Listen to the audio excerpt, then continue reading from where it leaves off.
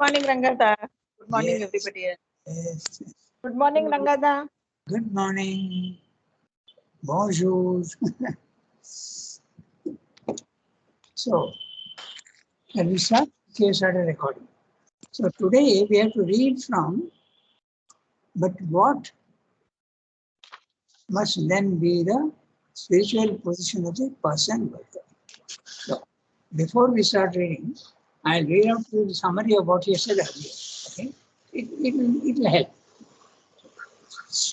So he's saying, first stage of self-development, which is possible and enabled by the ego, the acute sense of separateness, okay, acuteness of separateness, perpetuates its strong grip on our surface nature, even while utility is overpassed and needs to be shed. So what he's saying is that at the first level, ego is very necessary to develop yourself. But after you have developed yourself, the ego is a bar. But ego is very difficult to shake off. Even when you want to shake it off, it's difficult to shake it off. That's what he's saying. Even when you enter into the second and third levels, it is difficult to shake off. Good morning, Kiran. Good morning, Shilpa. Good morning, Good Rangada. Good morning, everybody. So this is Rangada, one question. yes. Go ahead. We go to the second level when we shed off the ego. It is not true. Only when we shed off the ego that we reach the second level. Yes, Vallabhi, what you're saying is the spiritual level. But now we are discussing the standards of conduct. So when I said level 2, it is not the same as the spiritual. Okay. Okay. I shouldn't say level 2. Okay, I say stage 2. Okay. Okay, I'll repeat the Okay, four Rangada. stages of standards of conduct. First stage, when you are a normal human being, you've just come out of animality, and still animality is there in most human beings. We have selfishness, greed, sense of separateness. Okay, all these emotions are there. But the ego has to help you to develop yourself. Okay, ego has to. But once you have helped and you have developed your individuality, now you feel that you should be something more than a human being, more than an animal. You should be more of a man. At that time, you realize that your ego is a bar. It is allowing you too much to concentrate on yourself. So when you want to get rid of it, you find it difficult. That's what we're saying in the previous paragraph. Okay. So then I continue with the summary of the previous paragraph. When the adolescent soul wishes to establish unity and oneness in the being, okay, that unity and oneness is what Pallavi just now said, level 2, spiritual planes of consciousness. The stage 2 of this of the standards of conduct is not the spiritual level, okay, that is different, it's a social level. When the adolescent soul wishes to establish unity and oneness in the being, the child soul continues to insist on the continuance of the ego separativeness. In other words, ego is very difficult to get rid of. When you want to get rid of it, even then, you realize there is an obstacle to your further progress and you find it difficult. Unwillingness, reluctance to abdicate from its long-lasting domain is a rule and normal mode of operation in the lower nature. So all habits are very difficult to get rid of. Okay? But there's a positive side to it. If habits were not firmly established, okay, then there'll be a lot of fluidness. And fluidness means there'll be no permanence of forms. And how can you live in a world which is going on changing? So we come back to the idea of tamas. No? Tamas has got its own advantages. It ensures the permanence of forms. So when you want permanent of forms, tamas is a very positive thing. But when you want to go beyond the form, then it becomes an obstacle. This is the principle in all the things in the universe, in the physical level 1. Okay. I'm reading that sentence again. Unwillingness, reluctance to abdicate from its long-lasting domain. Okay, every habit is a long-lasting domain. Just 1 minute. I'm getting a phone call. Just 1 minute.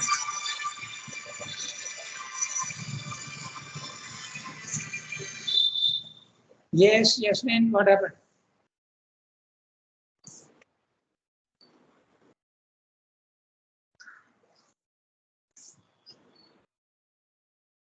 Acha. Okay, I'll keep my phone open also. Okay.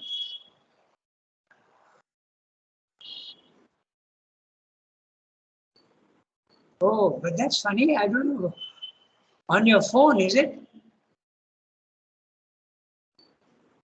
Oh, then you have to, yeah, okay, tell your son to help you. They are all very smart, actually. Okay, okay, thank you, thank you. That's why you're not there on the line. Okay, fine. Okay, but it will be recorded, so you can access it later. Okay.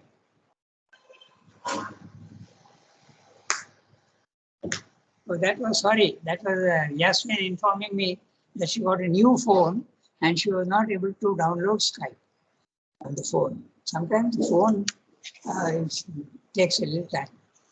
So this is what he's saying, that the habits become, they're not easily get rid of. You can't get rid of them very easily. Okay?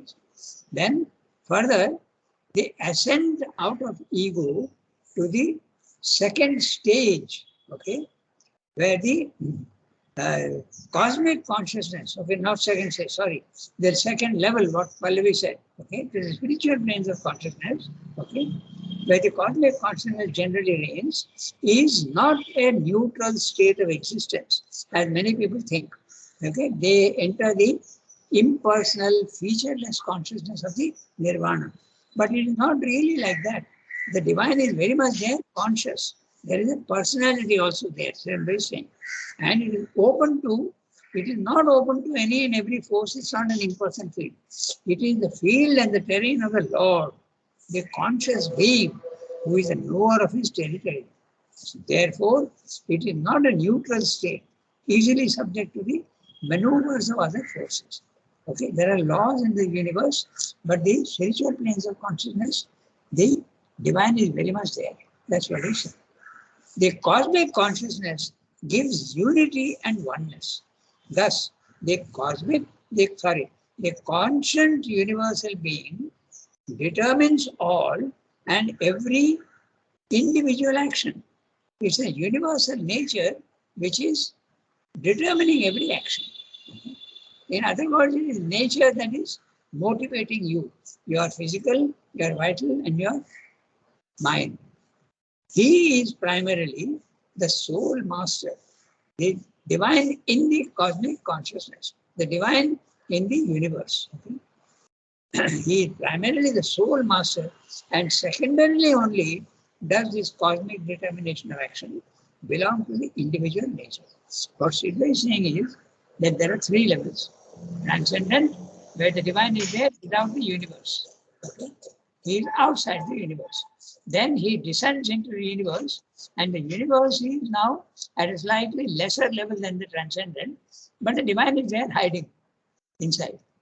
And when you come down to the third level, the hiding becomes even more obvious. Okay, the hiding becomes even more dense. Okay, that's what he said. Now we read if that is the truth, what should be the attitude of the person worker? That's what it means. Now we will read.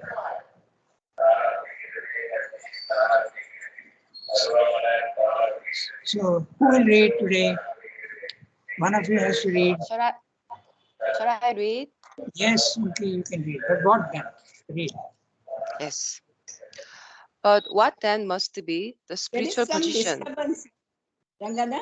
There's Huh? a lot of disturbance from somewhere. I don't know where. No, I didn't follow. What you said? There is a lot of disturbance. Can't hear properly. Oh, that is because in the road, there is a Oh. loudspeaker going. It will go away very soon. Oh, okay, okay. It's coming Okay. from my mind. Oh, See, now it's already less. Okay, I will read. Yeah.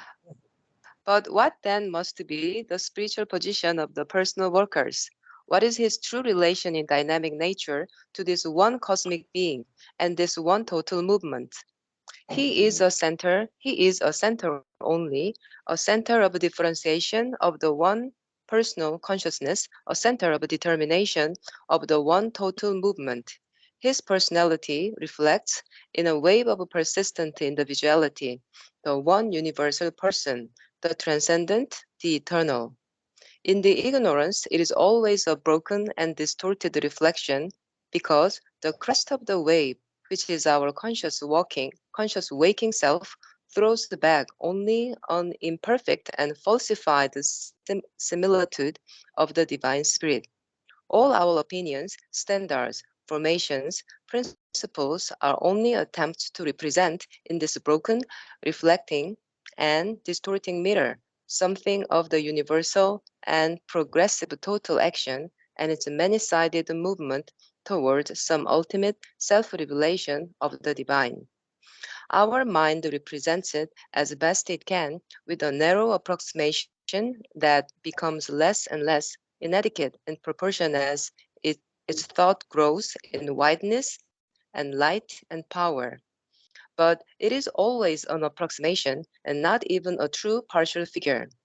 The divine will act through the aeons to reveal progressively, not only in the unity of the cosmos, not only in the collectivity of living and thinking creatures, but in the soul of each individual, something of its divine mystery and the hidden truth of the infinite. Therefore, there is in the cosmos, in the collectivity, in the individual, a rooted instinct or belief in its own perfectibility, a constant drive towards an ever increasing and more adequate and more harmonious self-development nearer to the secret truth of things. This effort is represented to the constructing mind of man by standards of knowledge, feeling, character, aesthesis, and action, rules, ideals, norms, and laws that he essays to turn into universal dharmas. Okay, so Surendra is now slowly taking the argument to explain to you that there are levels, not levels, sorry, stages. Okay, so now uh, again keep the image of the sea and the wave. It will be very, very useful. You are a wave in the sea of universal nature. Okay, that's all you are. Your body is one small knot of matter in the vast universal material world. Okay, it goes out thousands and thousands of light years away. The universe is vast, physical universe. Okay? I'm not even talking of the life universe and the mental universe. They are all universes within themselves. So even at that level, what is your body? A small dot in this vastness. So this you keep in mind. So now Sundar is asking, when you think that this dot, this wave, this individual body, mind, life that I have is the most important, okay, then you are in the lowest level of the standards of conduct. And you have to develop yourself. And that's why the ego helps you. You develop yourself means what? Your body should become free of disease and capacities should also increase. What about your vital? It should also become, it should develop itself means you have to become sensitive, you have to become strong, you have to have energy. That's the development of the vital. What about the development of the mind? The development of the mind means you become more and more logical. You have become more and more knowledge. You have more and more reason and rationality. So this is the sense of perfection that has to come. But when that comes, Selva is saying that it comes also by stages. At the egoistic level, it is just you want to develop yourself physically, vitally, mentally. We just now discussed the development of the physical, development of the vital, and development of the mind. Then this perfection reaches the second level of the spiritual place of consciousness, there also it does not end. It goes on and on until finally it comes to the third level of the supermind. So man will go on, but doesn't happen immediately in one life. It goes on through many, many lives. It's a slow progression. Okay? So if that is there, then there must necessarily be standards. Okay, standard of behavior at the lower level, standard of behavior at the middle level, and standard of behavior at the higher level. The standard has to go on changing because you are becoming more and more developed, you are getting more and more knowledge, you are becoming more and more perfect. Okay? So perfection at the physical level, even an athlete tries for perfection in his games or in athletics or whatever. Then the artist at the vital level, the artist also tries to improve his playing of the sitar and playing of whatever he is doing and his painting. He tries perfection. At the spiritual level also, you start getting the cosmic consciousness. So perfection goes on changing its meaning also at the several levels. And this also applies to the standards of conduct. This is what Sri is saying in the para. Now we will read the para, each sentence. Okay. So, but what then must be the spiritual position of a personal worker? You feel that you are the one who is doing the work. But when you come to know that the work is not being done by you, but is done by universal nature, what should be the attitude that you have to take? That is what he is discussing. What is his true relation in dynamic nature to this one cosmic being and this one total movement? The total movement is a sea. What should the wave? What should it think of the sea? What should be its relation with the sea? That's what he is discussing. Okay? And note also interestingly, what is his true relation in dynamic nature? Now, what does dynamic nature mean? Don't take it only as words. When he's saying dynamic nature, it means level 1. Why? Because there is dynamism only in level 1. There is no dynamism in level 2. It becomes immutable, if you remember. Okay? So there is no movement there. Movement is only at the lower level. So each word you have to take in its proper value and interpret it in your own mind. Dynamic nature, he is talking of the physical world. To this one cosmic being and this one total movement. The total movement, it is a sea that is creating every wave, it is creating currents, it is also creating storms. Okay, so this is what the universal nature is doing. He is a worker. He is a center only, a center of differentiation of the one person consciousness. The one person consciousness is the divine in the universe. A center of differentiation of the one person consciousness, a center of determination of the one total movement. Okay? So it is a question of consciousness and also a question of determination, that means form. Okay? Center of consciousness, the consciousness is infinite, your consciousness can be very, very personal. But center of determination at the physical level also, okay? Of the one total movement. His personality, and what is the personality? Remember, it's the nature of your body, your vital and your mind. That is very, very individual to yourself. It is not the same for everybody else. Everybody's personality goes on changing because each wave is a different length and different height and it's different speed towards the shore, all different. So each one is different, but it's a sea which determines everything. But the wave should not think that I am the most important. That's the whole point.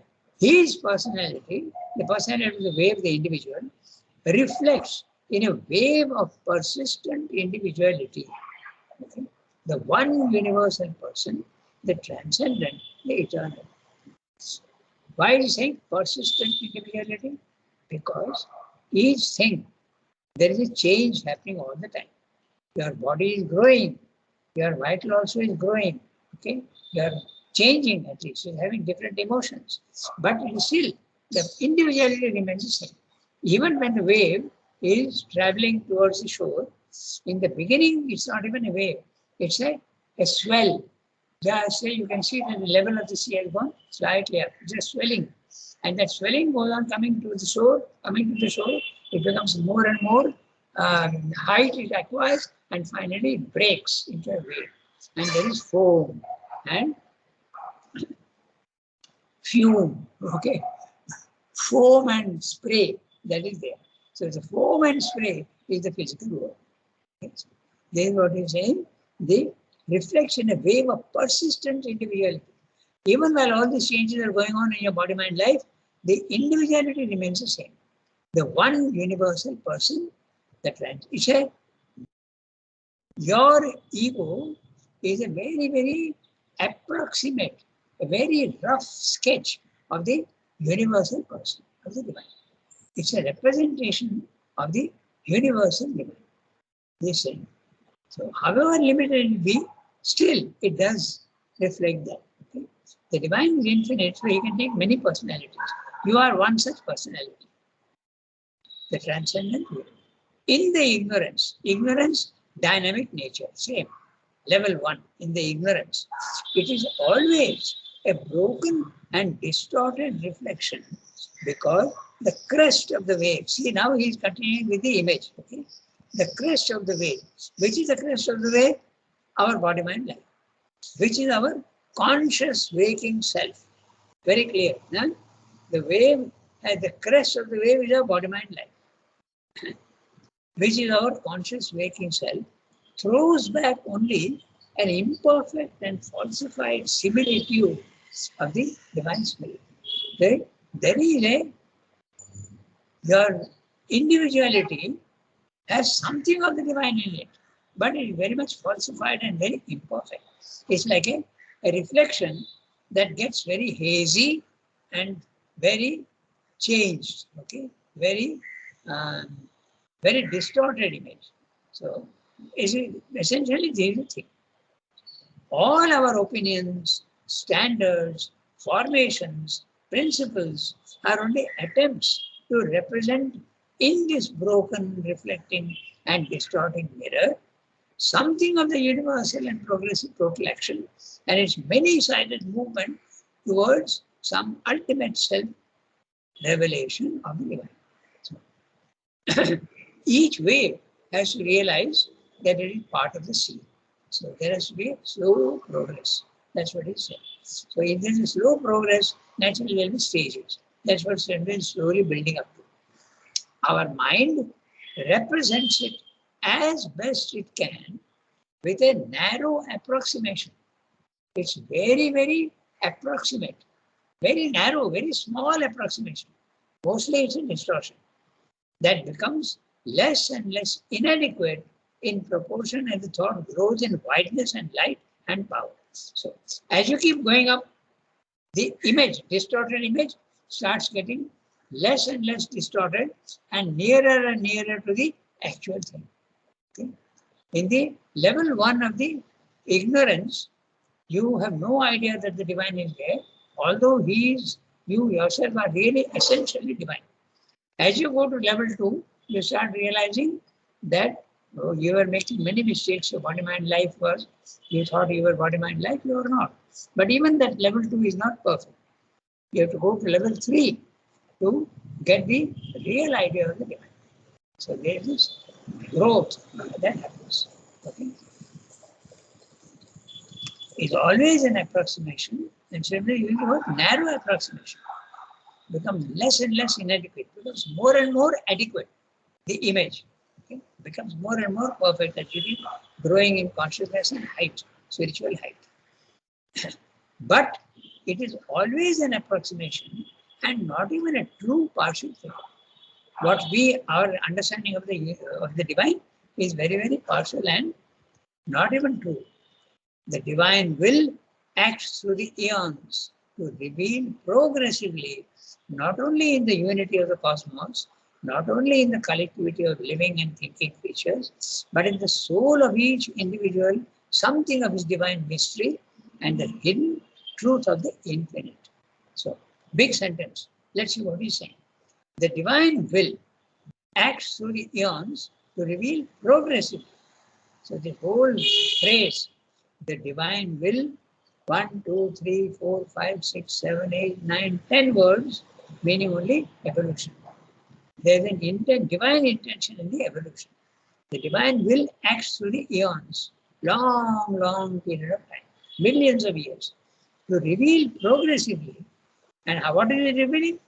Not only in the unity of the cosmos, but only in the collectivity of living and thinking creatures, not only in the collectivity of living and thinking creatures, but in the soul of each individual, something of the divine mystery.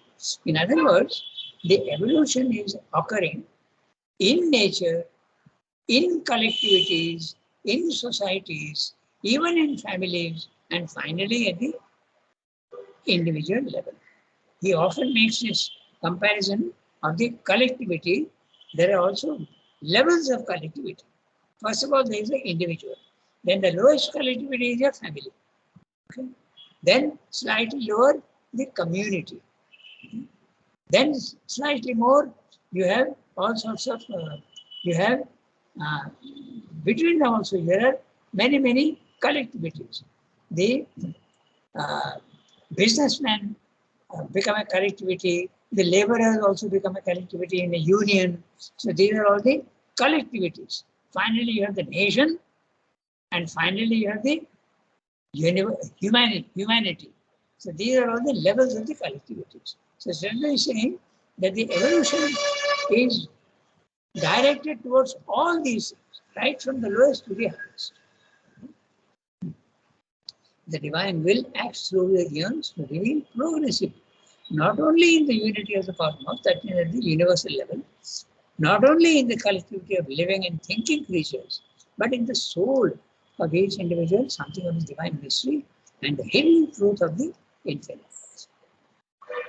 Evolution is there, beginning from the individual right up to the divine level.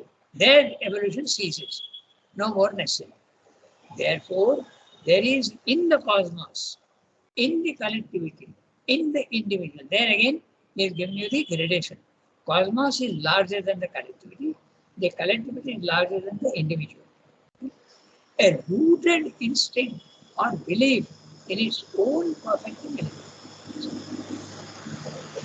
The cosmos has this very vague feeling of perfectibility. That's why there is evolution in nature.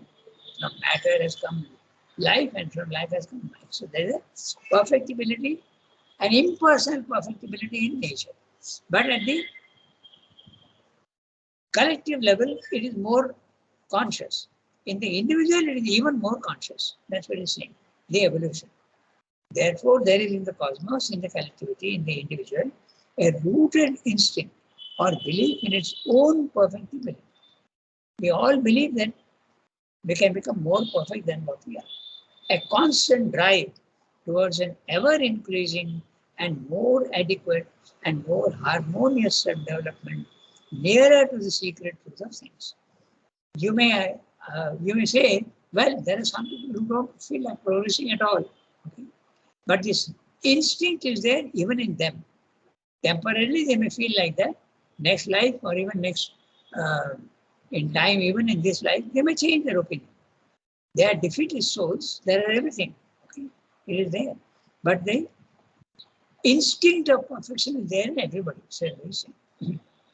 But in the soul of each individual, something of the divine mystery. The world is a mystery. Those who start thinking, the universe is a real mystery. From where has it come? Where is it going? Okay? Even where have I come from? Okay? Even that is a mystery. Everything is a mystery. And a hidden truth of the infinite. Therefore, there is in the cosmos, in the collectivity, in the individual, a rooted instinct or belief in its own perfectibility, constant drive towards an ever-increasing and more adequate and more harmonious self-development nearer to the secret truth of things. The gradation going upwards, more and more, nearing more and more to the secret truth of things. This effort to the constructing mind of man this effort is represented to the constructing mind of man by standards of knowledge, standards of feeling, standards of character, standards of aesthesis and action, rules, ideals, norms, and laws that he essays to turn into universal dharmas. So this is the idea. And India says that the final dharma is a Sanatana dharma. Sanatana dharma, I'll just briefly tell you about the dharma. The dharma comes from the word dhri, to hold fast. Okay? And it means that at every level, there are certain rules and regulations to which you must conform, to which you must obey. Okay? So these are the dharmas. So dharma is often translated as beauty, religion. It's not like that. Okay? The dharma is the law that you have to obey at every level. And that's why this Sanatana Dharma is that which does not change. It is the eternal, the spiritual truth. That's the Sanatana Dharma. Okay? This is what he's saying in the past. So, we have got, we got to 8:40, we have got about 9 minutes. So, we can read the next one. So, Sunki read. So now, anyone can read. Rangada, Yeah, tell me. what is the meaning of essays to in the last sentence? Huh. He essays to turn into universal dharmas. Essays to, what does it mean? This is the perception of beauty. Beauty. Okay. The standards of understanding beauty change. Rangada, it doesn't mean the French essayer, essays. Same word? I didn't follow. Like French, no. Essays means try. Try. That he tries to turn into universal dharmas. Okay. Shilpa, what Yes. you said, I didn't follow exactly what you said. What did you say? No, Tarika. I Oh. said, Acha, okay. Rangada, I Huh? said that essays here doesn't mean like in French, tries, essayer. No. Aesthesis is always the beauty. Aesthetic. Not aesthesis. Essays. Yes. I'm sorry. My my question is essays. In the last sentence, he says the last part he essays, like the essays on the guitar. He essays to. Not essays. Sorry. I'm sorry. Yeah. I made the blunder. Tarika is right. Essays means trial. Okay. Tries to. Tarika is absolutely right. Okay. Essays means essay is there in French. Okay. So essay means tries. Makes an effort. Okay. I'm sorry. I didn't understand. Yeah, I thought my pronunciation is confusing too. Tarika caught it. I did not. Okay. All right. So, can we read the next one? Shall I read? Yeah, we can read. If we are to be free in the spirit, if we are to be subject only to the supreme truth, we must discard the idea that our mental or moral laws are binding on the infinite, or that there can be anything sacrosanct, absolute, or eternal, even in the highest of our existing standards of conduct.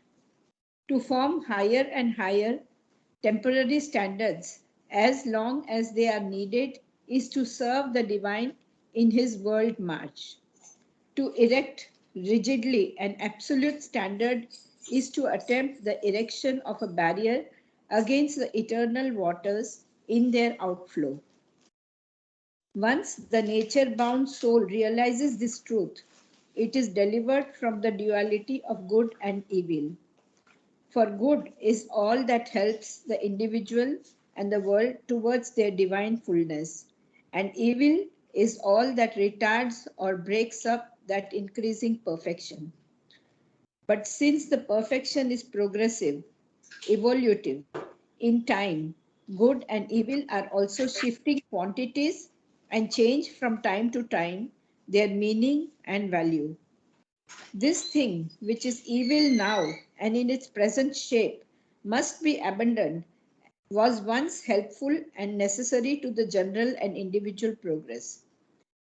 That other thing, which we now regard as evil, may well become in another form and arrangement an element in some future perfection. And on the spiritual level, we transcend even this distinction, for we discover the purpose and divine utility of all these things that we call good and evil. Then we have to reject the falsehood in them and all that is distorted, ignorant, and obscure in that which is called good, no less than in that which is called evil. For we have then to accept only the true and the divine, but to make no other distinction in the eternal processes. It's a very interesting para. What he's saying is that no standard of conduct is absolute. It is very, to us it sounds so reasonable, but it is not so reasonable to many who feel that moral values are the absolute. In fact, there is a lot of confusion in the normal mind of man that moral values are spiritual. Okay, he is a good man. That means he is always behaving in the right way and the right way. He is a spiritual person, not at all. Spirituality is something far superior to morality. Okay, so morality, fine. I'll give you away. And what Sridhar is saying is there is a mixture of good and evil. It's very obvious. Okay? Your ego is very much of a disturbance at this level. But it has got in it that drive to develop itself. And that's a good thing. Okay? Take the mischief of a child. Okay? The mischief of a child may be destructive in the beginning, but it's only a misdirected energy. If you can find that energy, channel it in the right way, then the mischief will disappear and the child will start using his energy in the right way. There's so many things. Take even even our ideas, okay, of stealing. Okay, what is stealing? You are trying to get something which you don't have. Okay, and at this level, it is certainly a problem. But what is wrong in trying to get the divine which you don't have now? So it changes. The meaning goes on changing. So that's what Sridhar is saying. That's where the lower level, that which appears to be evil, actually starts shedding its evilness and starts becoming the essence of what is there in it. Take also, for instance, human love and hate. At our level, love and can easily change into hate, as millions and millions of cases are being recorded in the newspapers every day. Somebody is rejected and thrown acid on the face of the girl. Okay? Love has become hate. But if hate is removed, then love can become divine. So this is what Sridhar is saying, that don't think that there are any absolute fixed standards in the world. All standards are relative and true only at that level. But you go to the next level, that absoluteness of that rule disappears. So that's why in the Gita we have the finally Sarva Dharman Parityajya. Give up all standards of conduct only when you are in a spiritual condition, not at the lower level. If you give up the lower levels, okay, then you can say I can behave as I want, it won't do. Okay, morality is very, very valid at the level that you are in. But when you go up, you have to give up all standards and live only by the divine standards. So this is what he's saying in a very general way, that there are levels of conduct, and level of conduct at one level is not the same at another level, and nothing is absolute. Nothing is absolute at all. This is what he's saying. Okay, so I noticed that Yasmin has joined, so we should manage to get her.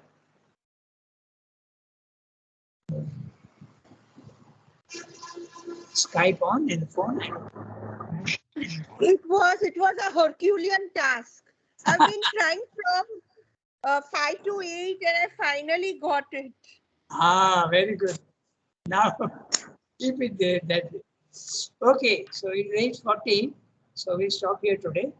And next time, since we have done this already in detail, next time we'll go to those who can act only on a rigid stand. So okay, has to note down page 191 to those who can act only on a rigid stand. Okay? Thank you, Baba. Okay. Good night. Au revoir, Thank you, everybody. Have a Baba. nice day. Merci beaucoup. Aurora, Gada. Thank you, Rangada. Everybody.